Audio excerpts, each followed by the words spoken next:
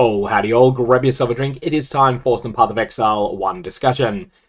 We are currently a week into patch 3.27 and the Keepers of the Flame expansion. Today, I want to go through some of the best of the Foulborn items that have been found so far, but I also want to focus on ones that are reasonably acquirable. And so with the exception of two of these, all of them are available for 5 divines or less, and most of them for much less than 5 divines.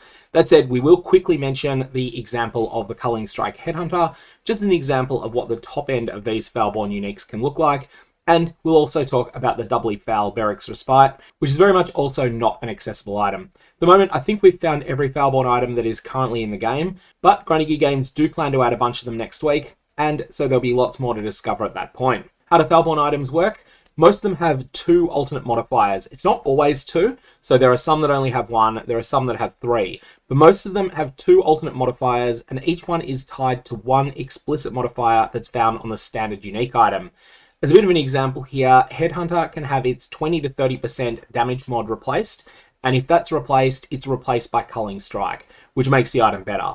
It can also have its signature modifier of siphoning monster modifiers from rare monsters replaced by the generally weaker mod, Eat a Soul on hitting a rare or unique monster, with a 1/4 second cooldown. Some mods are better than the original mods, some mods are worse than the original mods, but in many cases they're just simply different and they fit onto different builds. You can also get Doubly Foul items. These come from unique item womb gifts, and you must allocate the node Extremely Foul on the Genesis tree, and then you'll have a chance for your Foulborn items to upgrade or downgrade, really, depending upon the exact thing you want, into a Doubly Foul version. Not every Foulborn item can be Doubly Foul, but a lot of them can.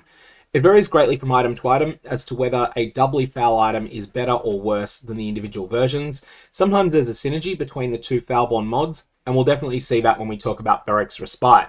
But even if you want a singly foul version and you're not willing to accept a Doubly Foul version as a substitute, the Doubly Foul notable is actually worth your while considering, because it does also increase the odds of getting a Foulborn item at all. So at least keep it in mind, even if you want a singly foul item, but if you want a Doubly Foul version, this is how you get them.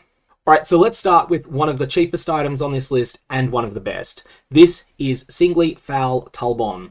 There are some items in the game that are complicated, and there are some that simply provide a tremendous amount of power at a very, very, very low price. Singly Foul Tulborn is exactly that. Plus 4 gem levels. Now this is actually a roll from 2, 3, or 4, so it's a Divine Orb roll. The thing is that this item is so common that if you're playing in Trade League, plus 4 ones are very, very, very readily available. Also, this item does have a weakness. It doesn't have any spell damage percent on it, which is a stat you would normally get quite a large amount of on a rare item that is in the 1 slot.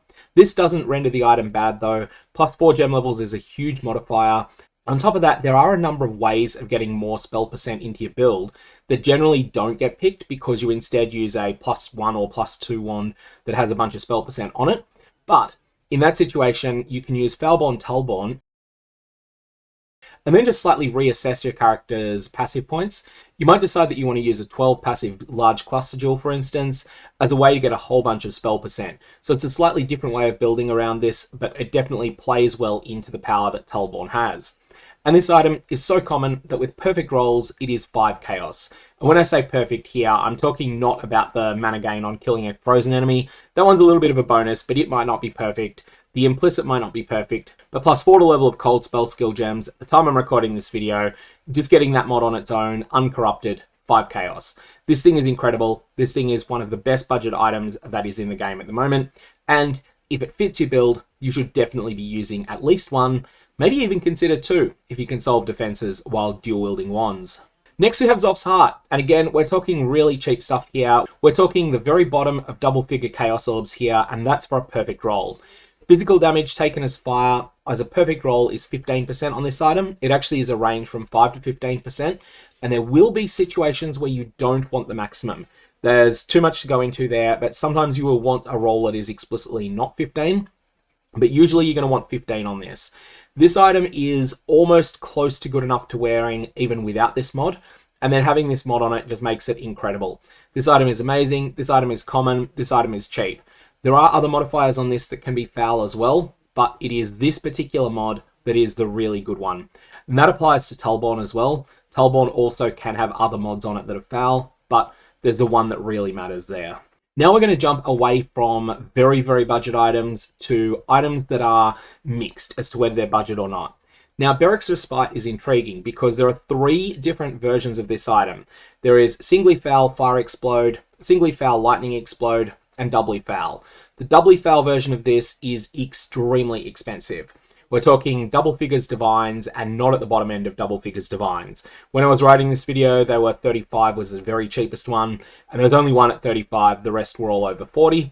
It's quite rare, there's not that many of them on the market, and this thing is ridiculously good. A quick mention about the Doubly Foul version here first, and the key thing that you'll see here, ignited enemies you kill explode, dealing 5% of their life as fire damage, which cannot ignite. However, that damage can shock. It's not going to shock by default because it's fire damage, and fire damage doesn't by default have the capacity to shock. But we have an Elementalist image here for a reason. If you're playing the Elementalist Ascendancy, then actually fire damage can and will shock if you've taken Shaper of Storms. Likewise, shocked enemies you kill explode, dealing 5% of their life as lightning damage which cannot shock. Well, that damage can ignite.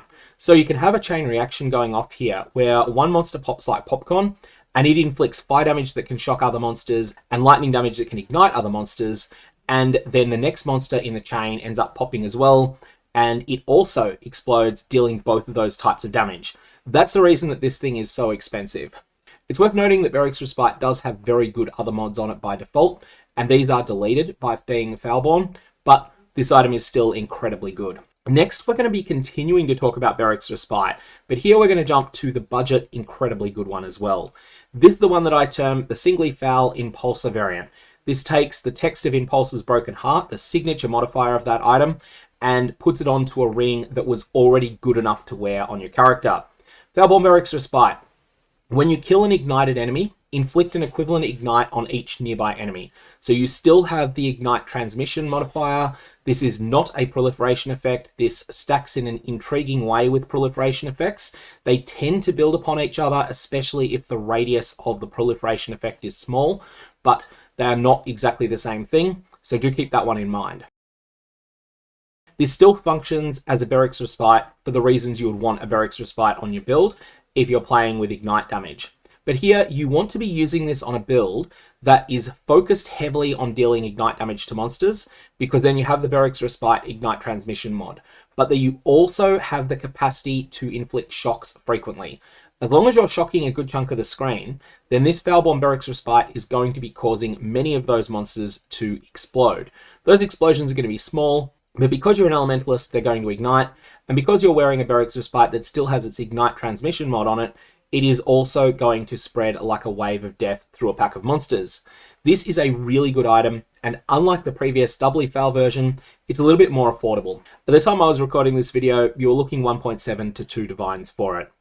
And then there is the reverse version of Berek's Respite. The third version, this one is not really good on its own. So this is the one that causes ignited enemies to pop, and when you kill a shocked enemy, it still has that shock transmission mod.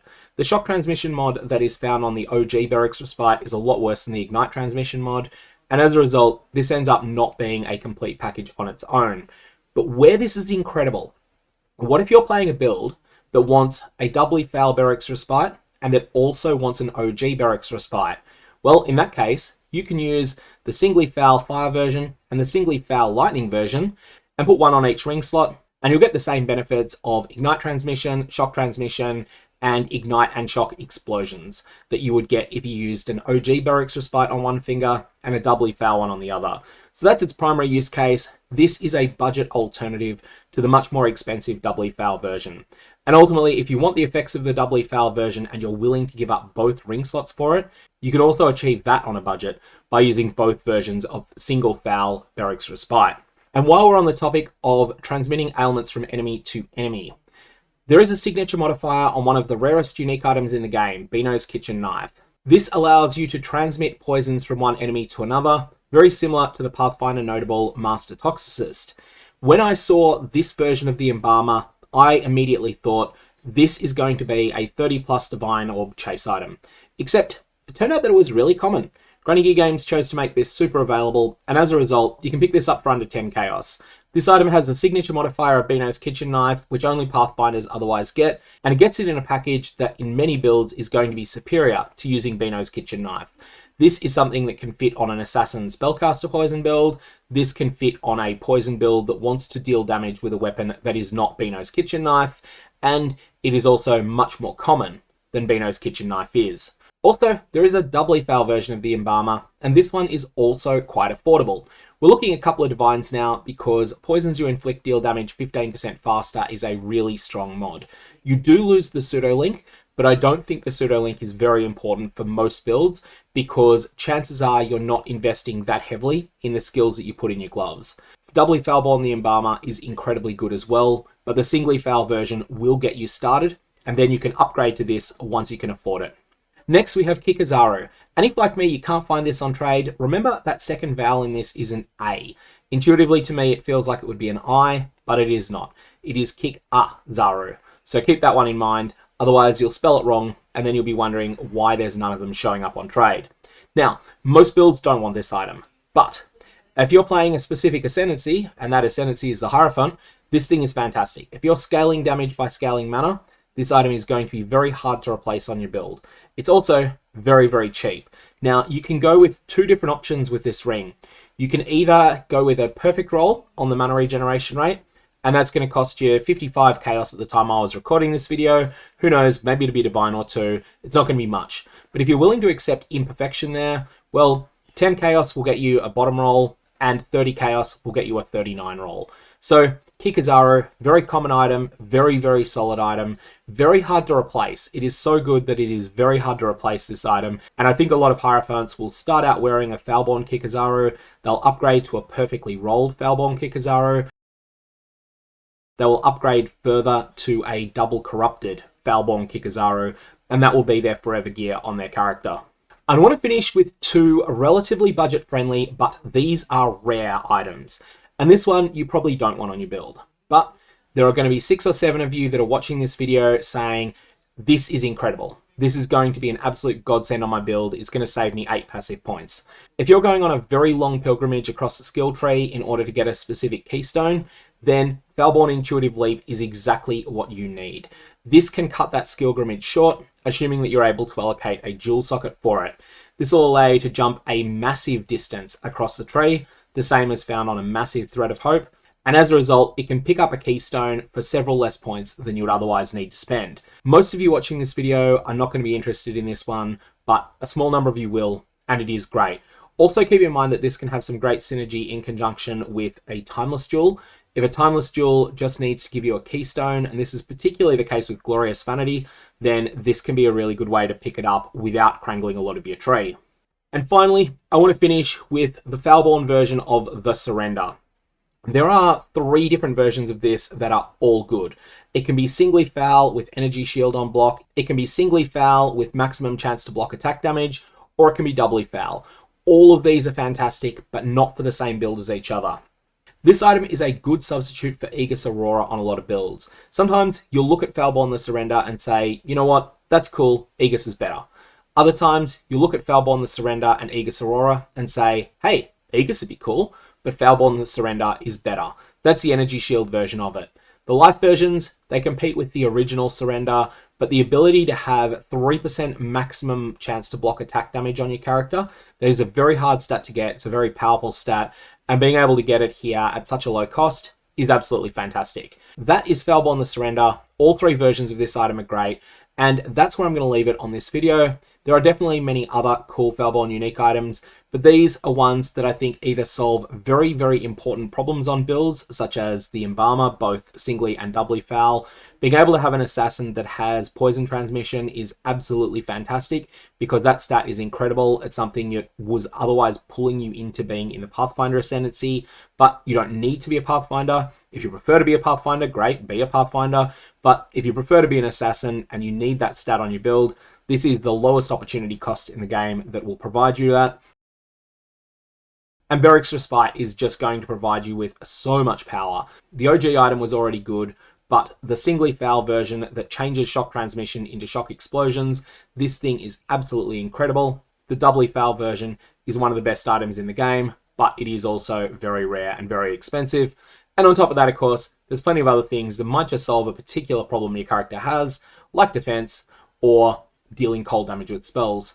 I'm going to leave it there. May your double corruption chambers have interesting results.